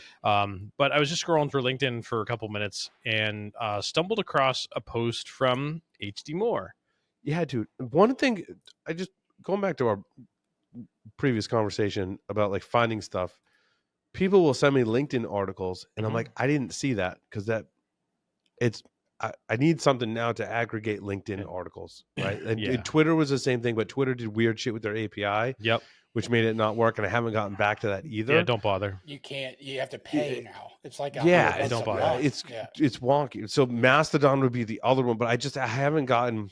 I need to like either download, build, or build on something that's been published to like aggregate infosec news in stuff from social networks. So sorry, continue. Yeah. So I stumbled across this post from HD Moore that was he presented at LASCON. LabsCon? LASCON, Oh. LASCON, LASCON. and What I is forget LASCON? who it's sponsored by.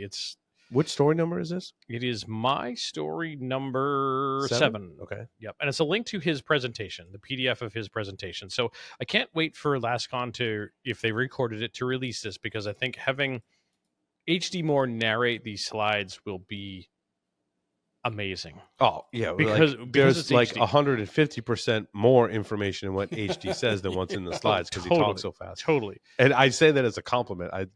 My brain doesn't work that fast. HD's does, which is amazing. Yeah.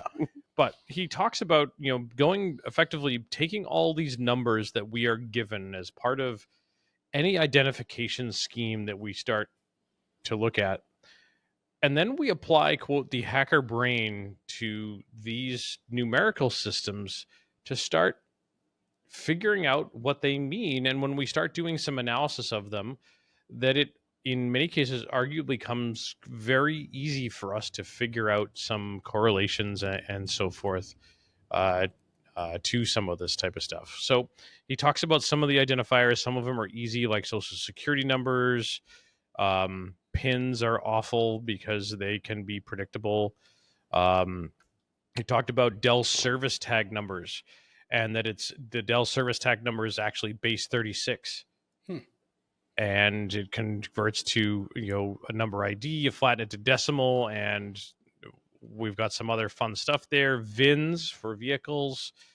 And that we can often find a whole lot of stuff based on having one number and then applying that to a bunch of other numbers to get some visualization and changing that. The deck isn't like loading for it. Just loads the first. You have to hit Yeah, right. You have to hit right. So when you load the deck, there's 2 black bars. I don't see those. Click in the black bar on the right-hand side of the slide. Or just hit the right arrow. I think my ad blocker is blocking it or something. Or the right arrow, on the keyboard. Oh, right arrow on the keyboard works. Got it. Yep. So one of the ones that gave me some really good feels on this one was when he's around slide 15 and talking about telephone networks. And that he went and war dialed in Exchange in Texas. Oh, he did a bunch of war dialing. Now this is old data when it was legal. He did awesome war. What was it? He Warvox. Warvox. Yeah, Warvox. And he went and visualized all of the data from that war dial. And when you visualize that data, you could find very predictable patterns. So slide 20, he goes through a little animation there, and about 10 lines in, you see a bunch of numbers that come up in a pattern of green, like there was something there. And then there's a chunk of about 4 lines about halfway through that are all red. That was like not good. And then there's another chunk, about 2 other chunks that have absolutely no responses whatsoever. So you start being able to determine how they're allocating their numbers and so forth. Same thing for IP addresses, and IPv6 and UUIDs and like MAC addresses and PlayStations, and I thought it was a fantastic analysis of just number-based systems, and being able to map where things are being used and how they're being used. And oh my god, man, I hope this was recorded. Like me too. I was thinking the same thing, Bill. These slides are first of all, they're fantastic, and all they give me is intrigue. I want to hear the story behind it. Yes. Wow. That was, it was interesting. The same thing for me for, where is my story on the downgrade attacks? Have you guys been following the downgrade attacks saga? A little bit, yeah. I don't know where. Oh, was this the one? Was this the I flagged one? a bunch of stuff for work, and then I don't know that it made it into. Did it make I it think it into? did. I thought I saw it earlier. Was this the saga of the downgrade attacks where you can effectively tell Windows that you need to? Oh, there's a new version, but it's really the Yeah. old version, and it gets it to install on a Yeah. vulnerable So version. Alon is the researcher at Sure, number SafeBreak. 11. Sure. Thank you. Yeah. My story number 11. So Alon is the researcher that Jesus. presented these findings at Black Hat this year. But this week, Alon found that there are different ways to I think it's execute this pronounced attack. Elon. Is it? I'm just You know, kidding. I'm just kidding. my I don't- coworker, He's my just busting- coworker pronounced it a different way. He's just busting your stones. No, and they're both Israeli, and so I'm going with whatever my coworker said because Yeah, he, for sure. and Yeah, I'm Alon's from- great. I'm- Alon's a great guy, by the way. I'm He from responded to my Kansas, request. I reached out to him, and I'm trying to get him on the show. Cool. I hope I didn't spoil anything Cool. to do that, but I'm very interested in him and his research and what they're doing in this vein of downgrade attacks. Because so my gut reaction to this is I think we're going to start seeing folks using this attack, because you essentially, right, the whole premise of this, I think we already said it, but is I'm on a Windows system, I have administrator access, and I can basically go that software, go back to that version. Windows still reports I'm fully patched, but that software, similar to Black Lotus, remember Black Lotus? Or more importantly, hey, there's a new update. You need to do the update, and the update is actually an old update. Yeah. Or a revert back. So downgrading. Yeah. So, but one of the things that got me about this particular research is I should have linked to his. He has a post on SafeBreach's site. I don't know if it's linked to it in this article. All right, so let me do it based on this description.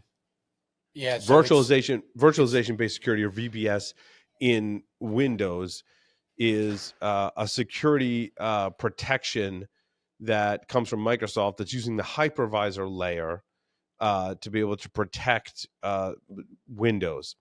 And VBS, so the default configuration of VBS without a UEFI lock, as a result, the attacker can turn it off by tampering with certain registry keys. However, Microsoft has different states for VBS in terms of turning that off. So in other words, in order to execute a downgrade attack, you have to bypass VBS.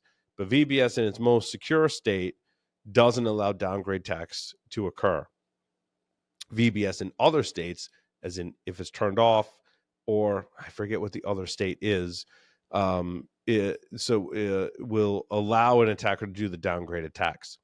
And the way that it prevents it is it uses UEFI and the protections within UEFI, and specifically UEFI variables. So in its most secure state, there's a UEFI variable called VBS policy. If that's set to mandatory, it means that you can't turn off VBS unless you're able to modify that UEFI variable. However, that variable has two attributes associated with it. So UEFI variables can have different access policies associated with them and different attributes. The attributes of that variable are NV and BS. What does that mean? NV is non-volatile, which means it's stored on the NVRAM partition on your SPI flash, which means it persists through reboots. The second attribute is called boot services, which means once the operating system is loaded, so in the early stage boot processes, once UEFI hands it off to the bootloader, that's the function called exit boot services, which means like, hey, UEFI is done. I'm turning execution over to the bootloader.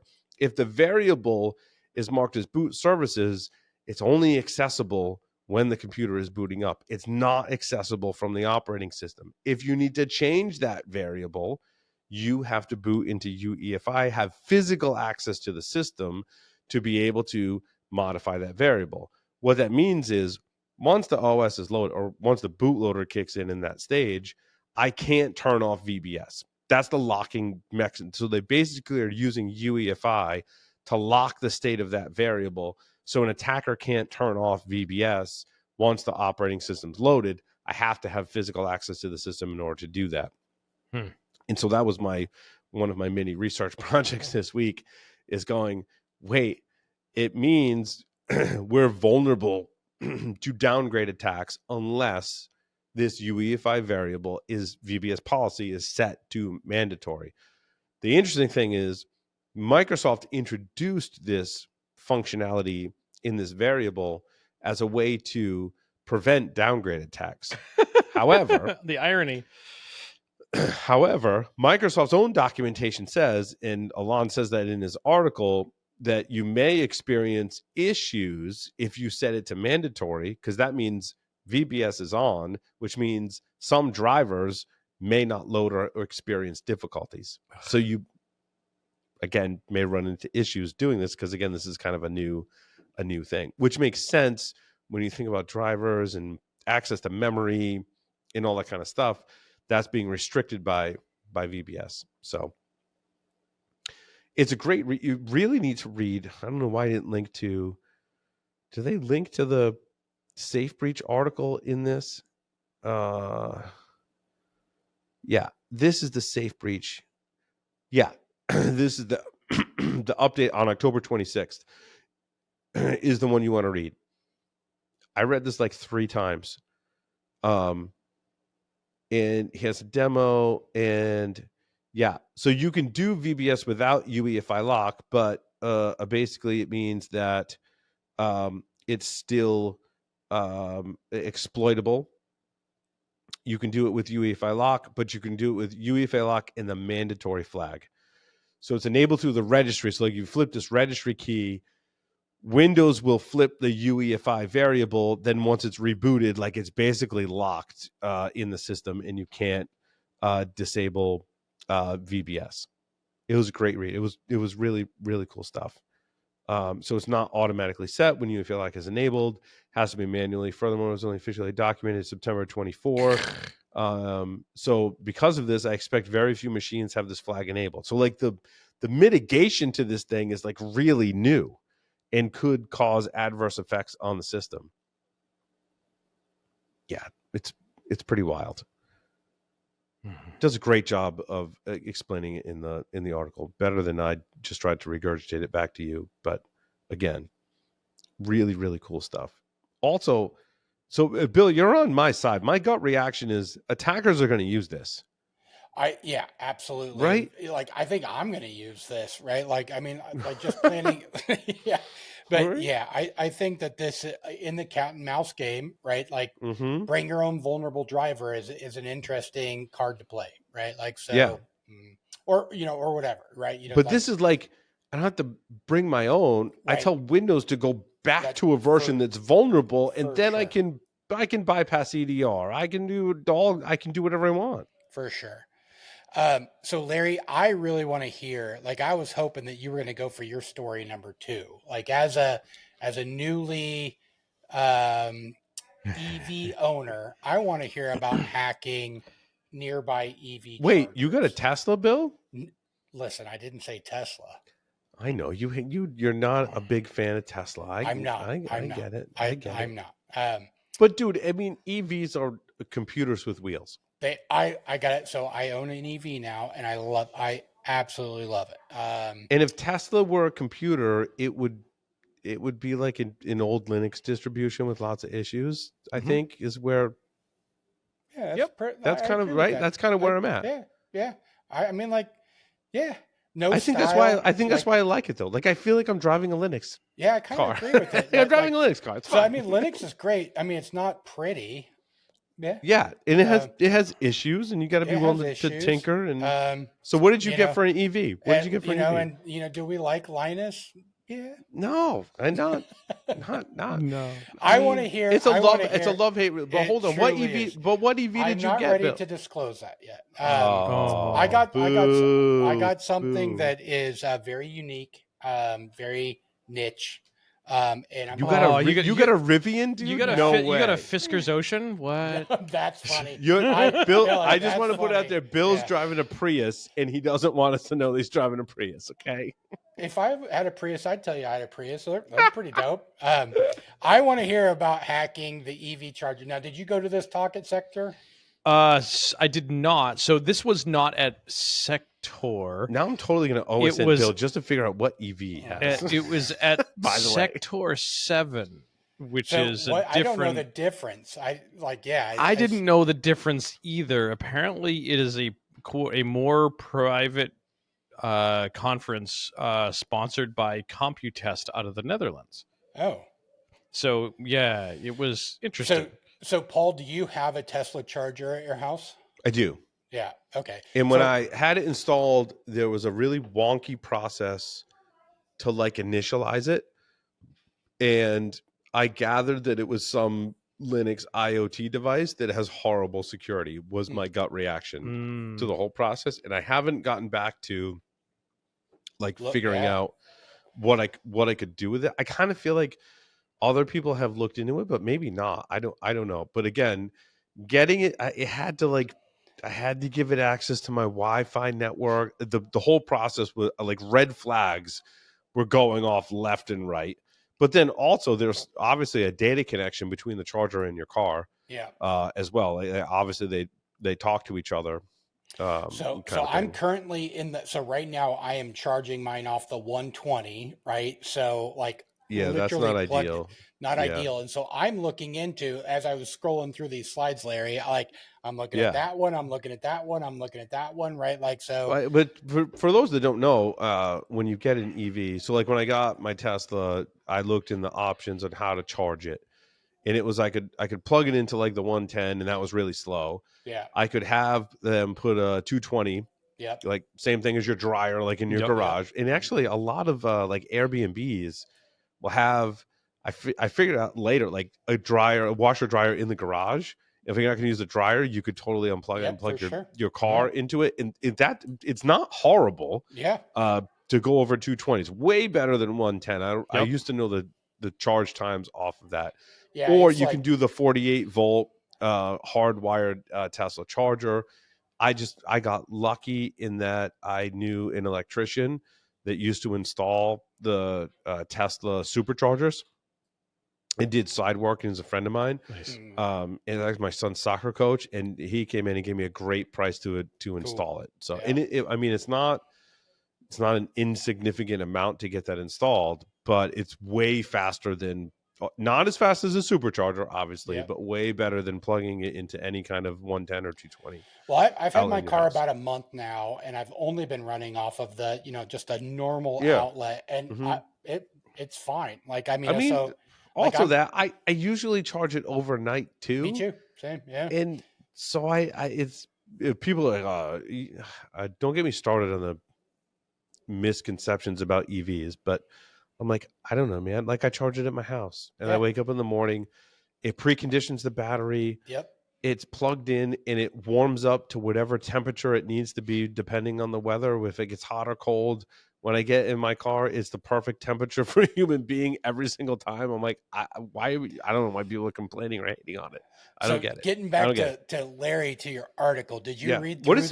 What is it? Juicebox and Autel and what's the other one? ChargePoint. ChargePoint has a ton of chargers in Rhode Island specifically. Rhode Island Energy funded ChargePoint chargers. What's frustrating is they never work.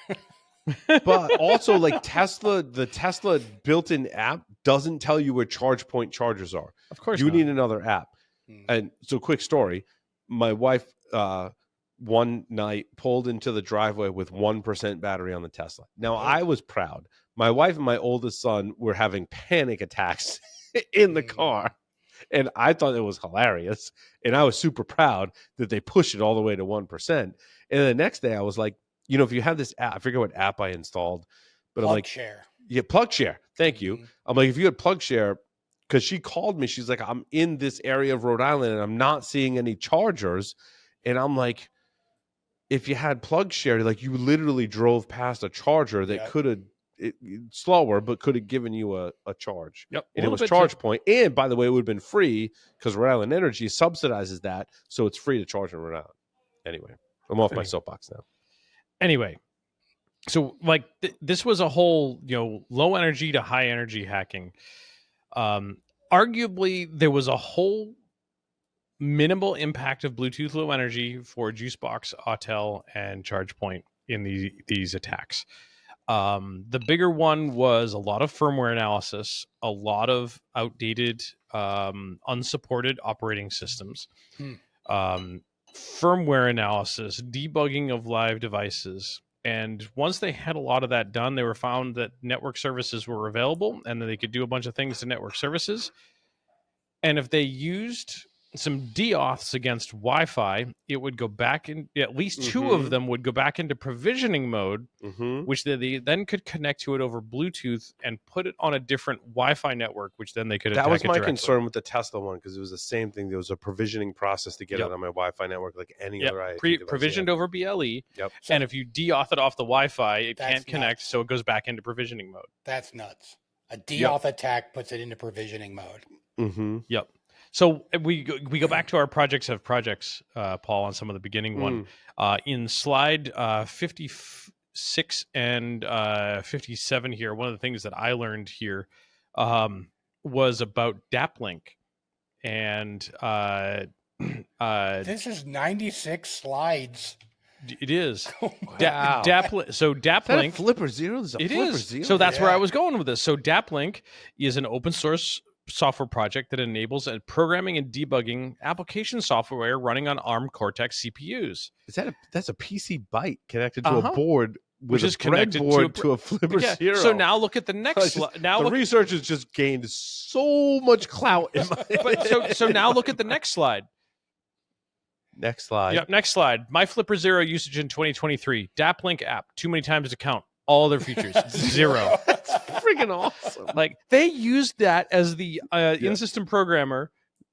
But it just goes to show you all the hardware cool stuff we work with is just a tool. And if you can, whatever the specific purpose is that works best for that tool, you use it, man. Yep. That's great. Like that's hacking. That's awesome. Yeah, I bought a Flipper Zero and all I use it for was DAP-Link. Right. So that I could bypass U-boot with via JTAG and GDB so I could get access to firmware and get access to the firmware to be able to dump the firmware over Netcat. Oh my god, they dumped block devices with Netcat. That's friggin' awesome. Yep. So they got a U-boot shell. They modified the kernel boot args to use bin sh as init. As the init, yep. So they dump them into a shell. And then they were able to dump the block devices with Netcat.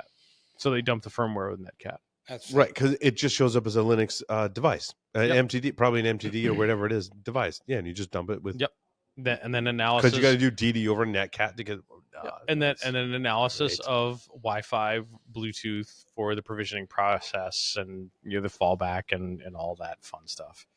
Wow, 12 hours from finding the vuln to demonstrating it on stage. Yep, and that was for Pwn to Own Japan that happened this summer. Wow. For, if I remember correctly, it was Autel that they did that one. Yes, it was the Autel one that they did. And a lot of that was due to some SSL failures that the way they checked the SSL certificates. They made this possible by, and they show it, a vending machine. A vending machine Japan. full of beer in Japan.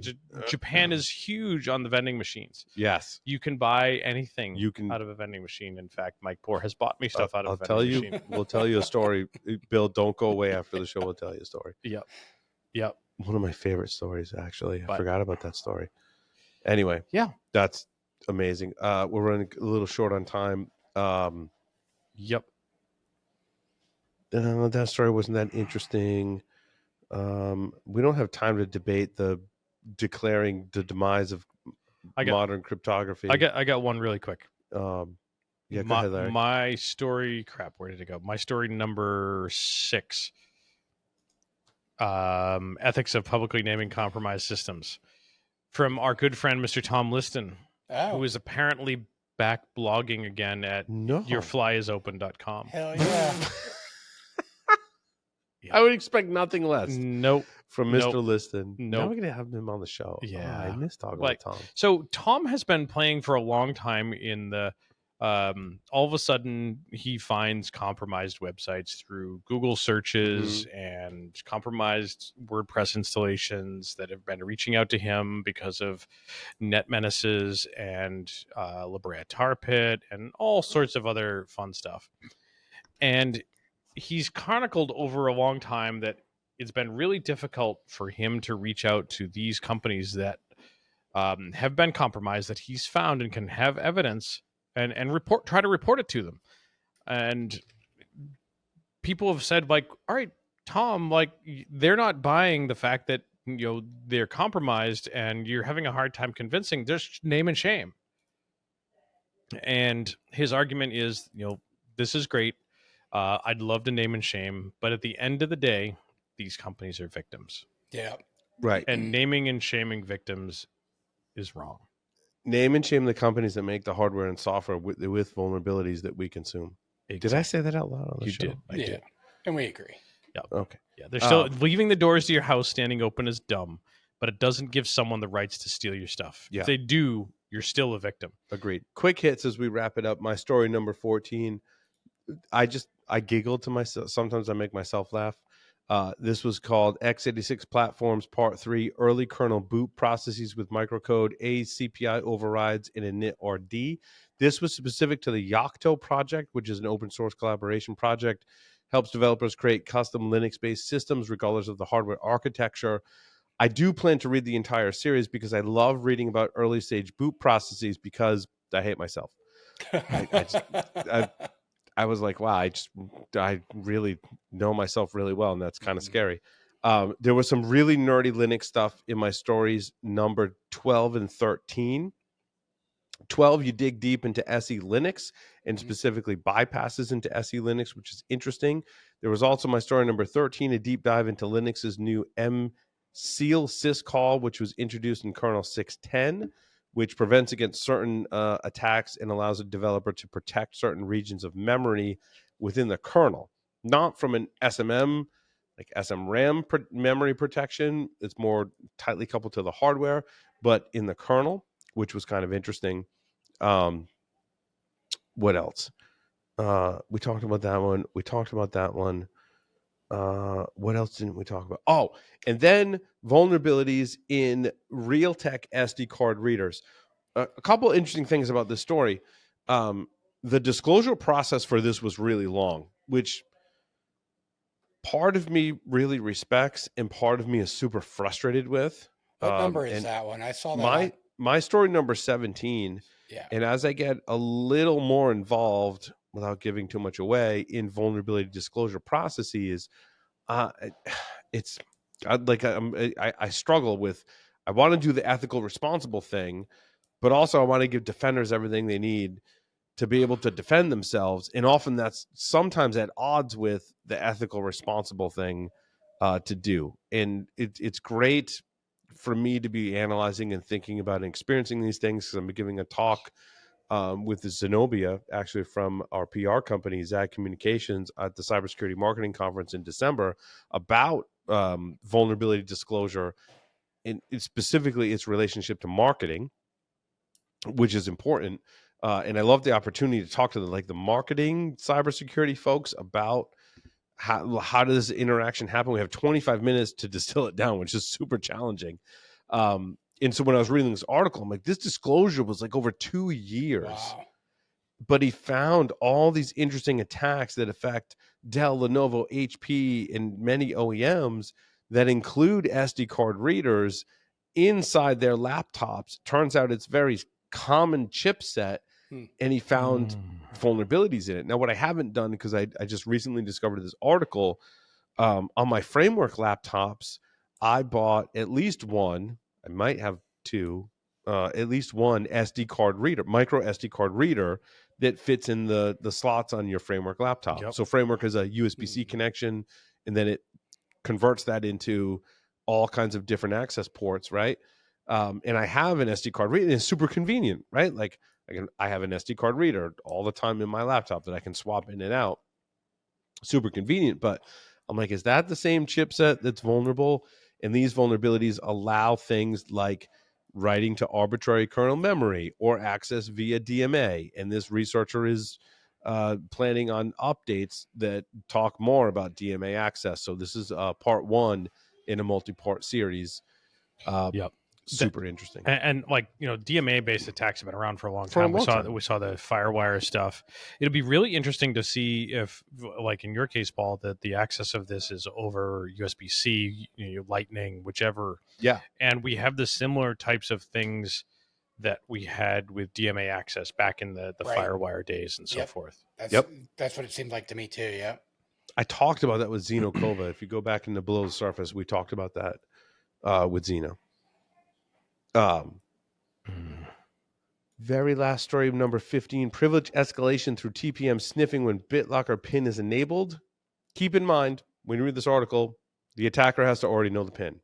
I don't want to take anything away from them, but they did basically assumed breach scenario where the insider knew the PIN but wanted to like decrypt the hard drive kind of thing. But if you have the PIN, can't you decrypt the hard drive? No, you got to read the article. Okay. Yeah, just the PIN alone doesn't get you that. So, really, really cool article from the SRC research team blog, which I hadn't heard of before, but really awesome article. Nice.